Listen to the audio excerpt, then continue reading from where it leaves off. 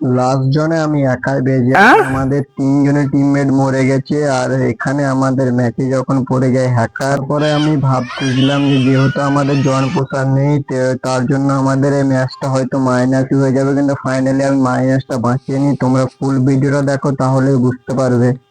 তারপরে আমি মাইনাস বাঁচানোর জন্য এখানে বসে সার্ভাইভ করতেছিলাম। এভাবে সার্ভাইভ করতে করতে করতে করতে অনেকক্ষণ হয়ে যায়।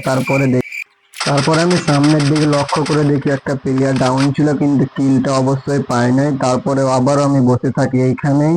তারপরে অনেকক্ষণ সার্ভাইভ করার পর আমার টিমমেট বলতেছিল সামনে নাকি বান্দা নক আছে কিলগুলো চুরি করার জন্য। তখন আমি কি করি, কিলগুলো চুরি করে নিই। 2টা কিল কিন্তু আমি এখান থেকে অলরেডি পেয়ে গেছি।